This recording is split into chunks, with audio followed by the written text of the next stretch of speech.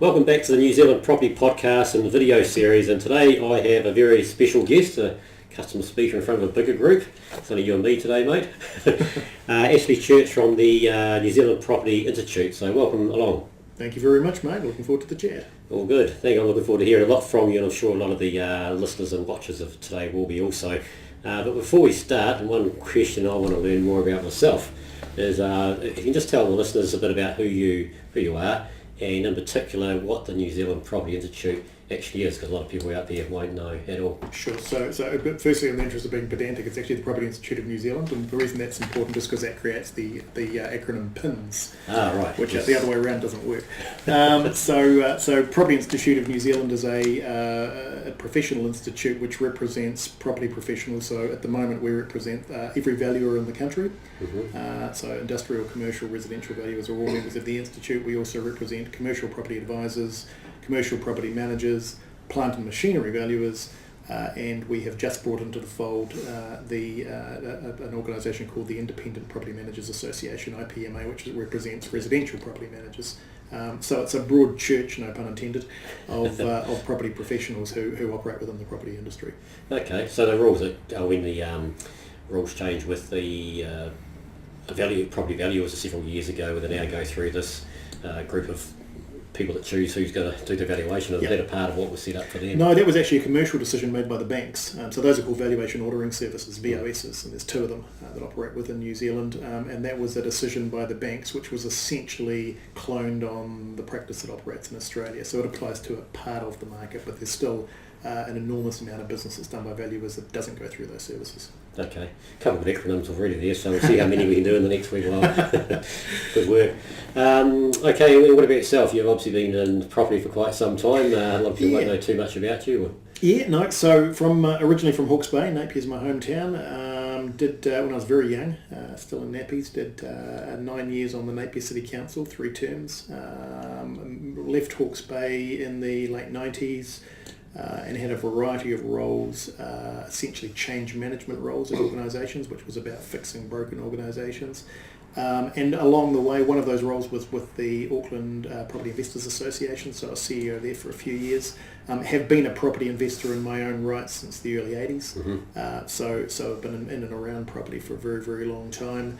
Owned a company called Property Plus during the late 2000s. And obviously came into this role after a 3 or 4 year stint with the Newmarket Business Association as CEO a few years back. Okay. So, as I say, mainly change management roles, mainly about organisations that needed to be moved from one place to another. Right, great stuff. And I heard you speak a couple of months ago at the GRA event that Sunday, and it was actually very impressive just sort of hearing you talk about the last 40, 50 years of cycles over New Zealand. But it's been interesting to see how that, how it's progressed and how some things are very similar. Other issues have obviously moved on and changed. So. So the last 40, 50 years in particular is actually a pretty strong guide as to, if you want to know where we're going in the future, then the past is the history of the property market's a reasonably clear guide. It's not absolutely guaranteed, but we can extrapolate some things. And one of the things that tells us pretty clearly is that the property market, particularly in Auckland, but also further south in New Zealand, tends to double in value every 10 to 12 years. Yeah. Okay, jolly good. Well, let's get into it. The Labour, or the coalition parties led by Labour, or Winston at the moment, has been in for 7 or 8 months. What's your take on how things are going, where things are at, how things are different? Not well. The floor is yours. Not well. Not a good start. So a couple of things. If I was to single out Phil Twyford as Minister of Housing and Minister of Infrastructure, I think he's actually doing an okay job. He's got to focus on building more homes, which is exactly what we need, particularly in Auckland. And he's focused on doing things which are becoming increasingly pragmatic relative to the market. So in respect of his scorecard, it's a qualified pass. That's about as far as I can be complimentary, unfortunately. In the financial policy space, financial management space, this crowd are doing some things that have the potential to be disastrous for the property market. Some of the stuff that Grant Robertson's doing, for example, around ring fencing of tax losses, the prospect of a capital gains tax on property, and some of the other initiatives that are being taken. If I didn't know better, you could easily believe that they were deliberately taking steps to destroy the property market. There's some pretty scary stuff taking place right now. Yeah, and so what sort of moving forward? we hear them say they suggest what they're going to do. Do you think those rules are going to come in? Ring fencing of tax losses, yes. Yeah. I think that's a given.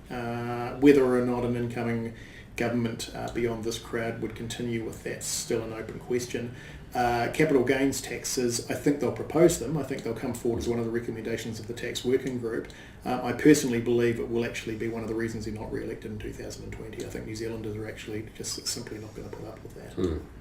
And maybe it'll delay enough that it doesn't get through before then. Who knows? Well, they've actually made quite clear that the work of the tax working group, which is being chaired by Michael Cullen, will make some recommendations. I think the draft recommendations are in February of next year, and then July or August the full recommendations. They've actually made it quite clear that they won't introduce those prior to the 2020 election, and in fact they've said that they will go to the 2020 election with seeking a mandate from the electorate to introduce them. Right. Okay, and as you said, that may be the reason one of the reasons they don't get re-elected. Who knows? One of them, yeah. Won't talk too much about the government today, by the sounds of it. Well, good. We'll talk about where you see the future in the next couple of years in a few minutes, probably because of what we've talked about. But right now, we're finding, particularly in Auckland and even Christchurch, actually, where a lot of sales go through. Maybe it's a bit of where actually we are as a company rather than where the market is. Where do you see at the moment? What do you know at the moment of the sales around the main centres in New Zealand? For places coming on the market and the sales and prices, and whether they... Yeah, so sales are pretty flat at the moment, and that's indicative primarily of the fact that we're in the flattening period of the cycle. So the property cycle is pretty predictable. Yep. We reached the peak of this market in 2016. We know that from data. And then the market's been flattening off since. If it follows the course of previous cycles, then it will stay flat, relatively flat for the next 2 to 3 years, with an expectation. This isn't an exact science, but with an expectation that it will probably start to pick up 2021, maybe early 2022. So what that means in respect of the market currently is that firstly there'll be. Obviously, it'll take longer to sell a property, but it does also mean for people who are investing in property that the opportunity to be able to negotiate a better price is probably the strongest it's been now in 10 years. So for an investor, it's actually a very good time to be buying property, provided there's not an expectation of quick capital growth. Yeah, that's the thing I think that most people would sort of say too at the moment. Don't expect unless you are creating equity by subdividing or whatever. Don't expect the capital gains for a wee while. I think the main difference I've seen between this and the last cycle was the last cycle when it went to the peak, it did drop in some areas quite substantially. And I still have I always say had the feeling now that it was still going to in the smaller parts of New Zealand, but maybe it's not. A couple of things about maybe that. The flat. A couple of things. So firstly, worth remembering that the peak of the cycle last time was around the time of the GFC. Yeah. And so the GFC was kind of a little bit of it was a very unusual event in the context of the property market, and so there was probably a more pronounced impact on the market after the GFC than there has been prior to following previous booms. Mm-hmm. Having said that, we're still only talking an average of about 7 or 8% drop across the country. So even after something as extreme as the GFC, we still didn't see a dramatic drop. But you're right, and it's worth mentioning because I often talk about the market as if it's sort of one generic amorphous thing, when in fact it's not. New Zealand's made up of many markets, and if you go back to, for example, 2003, when people were buying properties for 40 or 50 grand in Tokoroa, and they were increasing in value to 50 or 100 grand. Immediately after that particular cycle finished, most of them fell back to 40 or 50 grand. So there are exceptions to that doubling rule. And recognising that there are locations where those prices are built on speculation rather than the fundamentals of the property cycle. Yeah, I was living in a little small town New Zealand back then myself, and I've been in places, but I was dealing in quite a few of those markets, and I know especially back then it was interesting. It was the Tauranga, I always said Tauranga was the far north, Wanganui, the sort of place, and it was Central Otago, funny enough, back then had incredible losses, but they come back this time. It seems to just flattening out. I know. A year and a half ago, South and West Auckland probably dropped, I'd say, as a guess, 10%, and it's slowly come back, and it's still levelled out, stayed again. I mean, the comparison I would use is when you look at the property market, it's a bit like a serrated saw. So the saw goes up and down, but the trend line's up. So sometimes the tooth on the saw drops a little bit more, but the general trend line's always up. Yeah, no, absolutely. Great stuff. So overseas buyers. Let's talk about them. Before you talk, I'm going to go first.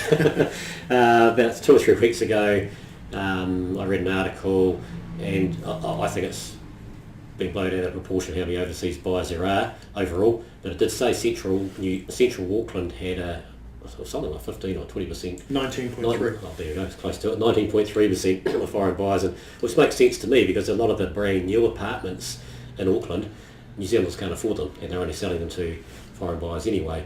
What's your take on that? Oh, so that wasn't unexpected. If you think about what happens after a government introduces an excise tax on tobacco or alcohol, or there's a sudden increase announced in the price of a commodity, people tend to rush out and stock up on it. Before that price comes into effect. Petrol's another one. When there's a big increase in petrol, people are going out and fill their cars. Exactly the same phenomenon, obviously, albeit on a much larger asset. But so clearly people, foreign buyers were made aware that the government was looking at introducing this ban.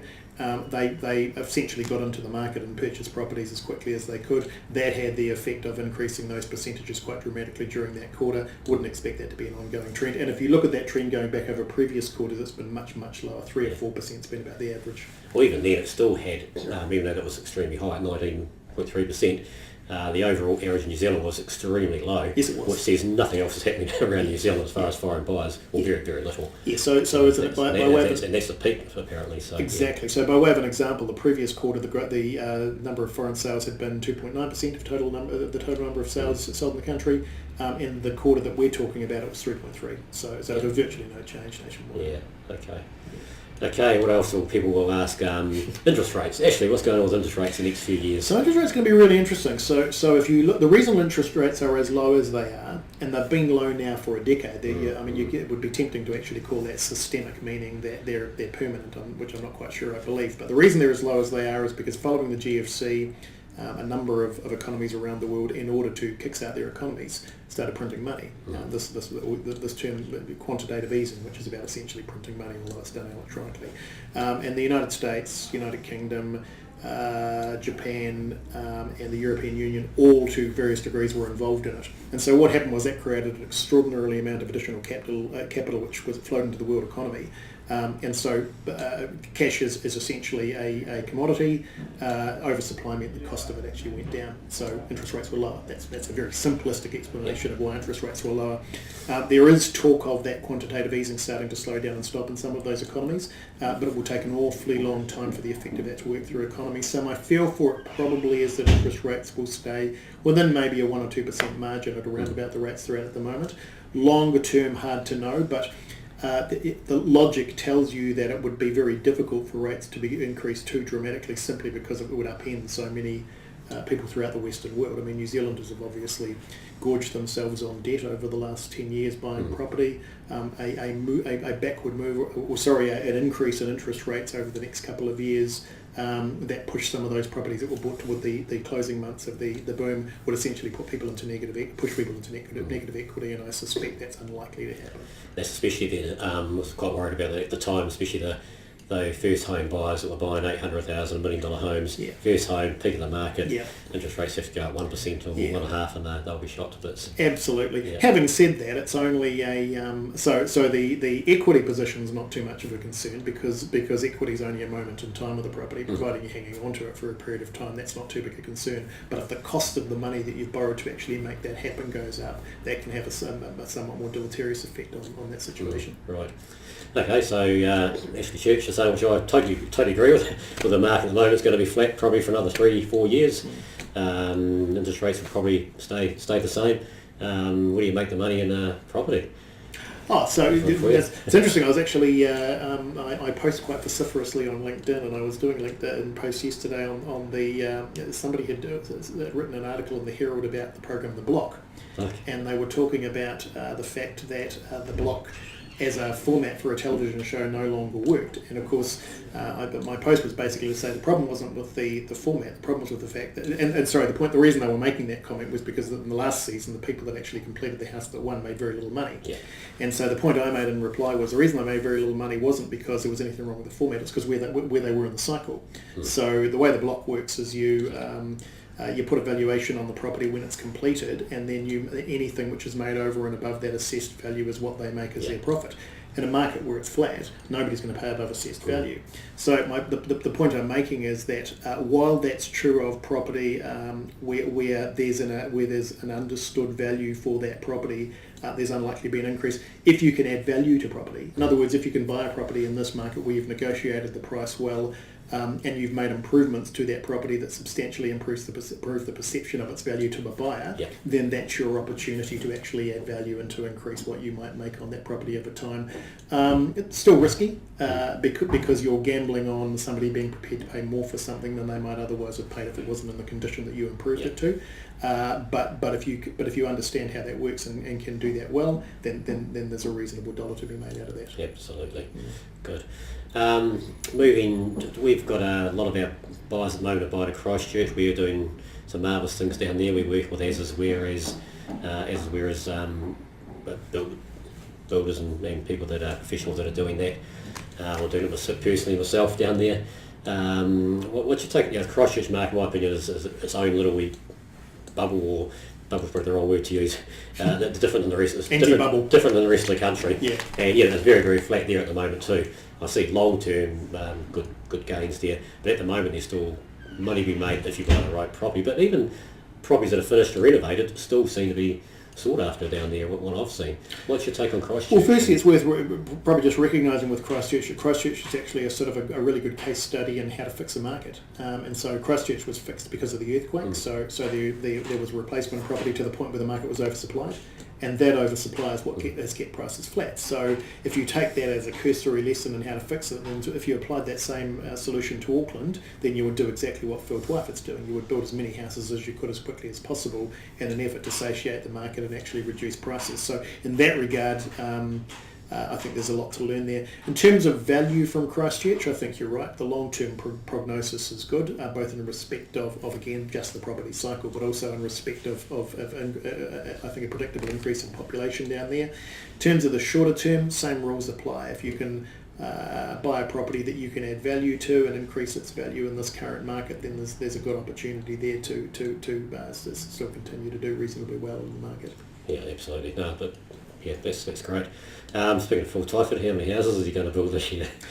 Well, to be fair to him... Have you got stats? No, but I think to be fair to Phil, I mean, the media's beaten up on him over the prospectus. So he put a figure out there of 100,000, and so media divided that by 10 because he talked about doing it within 10 years and said, well, that's 10,000 a year. Of course, it was never going to work that way. We don't have the capacity to do that. We don't have the infrastructure in place, and so my expectation has always been you might get 1,000 to 2,000 in the first year, you might get 5 to 7 in the second, you might get 10 to 15 in the third. By the third or fourth year, you'll be consistently doing 15,000-16,000 per year, and that's reasonable. So I think we need to give them a little bit of latitude around that and see what actually happens. See what's going on another 2 years from now. Yeah, great stuff. Okay, so what are any concerns or other things you see with the market at the moment of the property market, or your feel, and things you think listeners might be interested in? I think that the mix of policies of this current government worry me in the sense that, I mean, for me, and I'm a little bit different in my opinion on this than some people, so there's a lot of talk about reducing the prices of houses on the market and doing things to actually bring house prices down.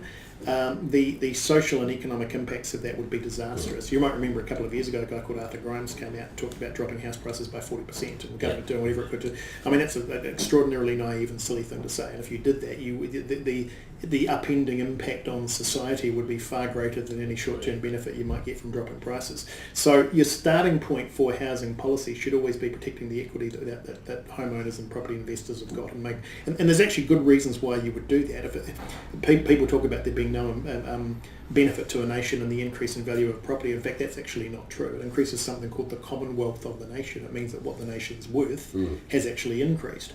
So for example, New Zealand homes, if you took all the houses in New Zealand at the moment, they are worth around $1 trillion, up from about 500 billion 10 years ago.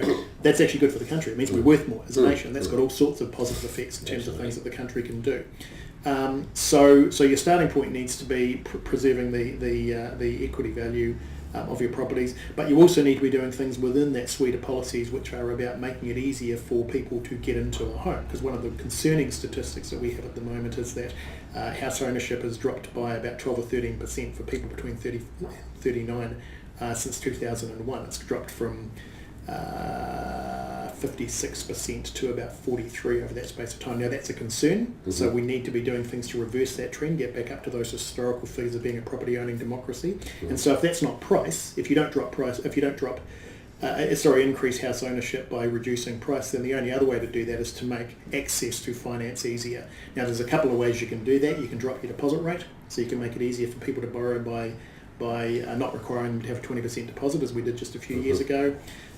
You can restructure loans in a way that will make it easier for people to get into properties that are going to cost a little bit more, or potentially the government could get involved in that equation in some way. So policies need to take countenance, as I say, of the fact that you need to keep house prices up, but you need to do things to enable people to buy properties within that reality. Incidentally, once people get into the market, they're not worried about house prices anymore, because suddenly they're taking advantage of the fact that you're getting equity growth. So the concern about house prices is very much a situational thing for people prior to getting into the market. Afterward, they love it. Right.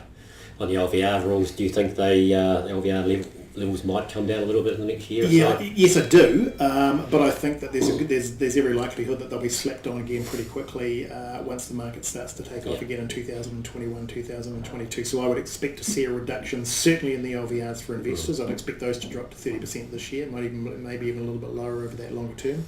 But the moment the market looks like it's taking off again, I think you can expect them to go right back up to that 40%. So it's a short-term gain. Just a repeat series going on every 10 years, isn't it? Pretty much. It's like they've found a new toy and now they're going to use it every time they need to. Yeah. No, that's all good.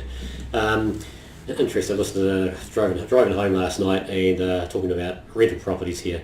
And the first article was a house being ruined, destroyed in Auckland by a tenant, totally destroyed, about 200,000 worth of damage. And how hard it is on investors, which it certainly is. And then the last article was the other way around, how this lobbyist group were there for the tenants about how they're being ripped off by the landlords and what have you. How do the government win with that? And what do we do about that? Well, I think it's truth in both positions, to be honest. I think there are some unscrupulous landlords who do provide properties that are probably less than we might expect if we were living in them ourselves, and expect tenants just to accept that. So to that extent, but I think that's a very small subsection of the total landlord market. So to that extent, I think it's important that we actually provide base standards so that landlords actually know what's expected of them. Conversely, we've got tenants who obviously don't treat properties particularly well. Incidentally, that's not just about malicious damage. I mean, for example, we often hear about mouldy homes and damp homes. One of the reasons for that is because people don't open windows. I mean, if you lived in your own home, you open a window, air circulates, you don't get mould. Often you'll get particularly young people who won't necessarily think to open windows, and then there'll be complaints that the house is mouldy. Well, of course it's mouldy. It's not getting you circulation of air through it. So those are often perfectly good homes. It's just that they're not getting the air circulation that they need. But it's a big issue, because if you look at the moment, and we were doing some stats on this just a couple of days ago, Mark. So about 42% of New Zealanders live in a rental property. Of those 42%, the vast overwhelming majority of them live in a home that's owned by a private landlord. There's about 640,000 rental units in the country. Of those, about 67,000 are owned by Housing Corp. Another 8,000 by councils, about another 12 by non-government organisations. That means the vast majority of the balance are actually, so by far and away the biggest number of rental properties in the market are actually owned by private investors.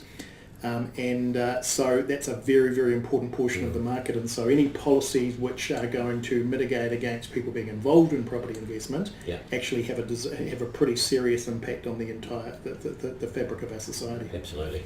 That 60-odd% you said are privately owned. Do you know, have you ever got any stats on how many of them are managed by property managers? Yes, I do. About a third of them are managed by property managers, about two-thirds by landlords, Which is a massive two-thirds of that. It's that 40% are managed by individual landlords, some that do a very good job and some that don't. Yeah, so to put that in context though, even at a third, that's about 180,000 properties under management versus about 63,000 owned by Housing Corp. So we all tend to think of Housing Corp as being this enormous large beast, and yet it's only 1/3 of the properties that are actually being managed by property managers in other parts of the economy. So these are big numbers. Yeah, they certainly are. So as I said, that's why if they start messing around with property investors too much, it's not looking. They will create a crisis. They will create a crisis, and in fact, we're already seeing the early stages of that starting to happen. Yeah. That's good to have another crisis going on, isn't it, for the media to talk about? Yeah. Jolly good. Okay, it's been great having you here. Is there anything else you want to cover before you head away? Or I think we're good. I think we've covered most of the key points. It's been great having Encyclopedia next to me for the last 20 minutes. So, hey, appreciate your time. I know you're a really busy man. You're only up here a couple of days every week. So, thanks for joining us. Thanks, Mark. Good on you.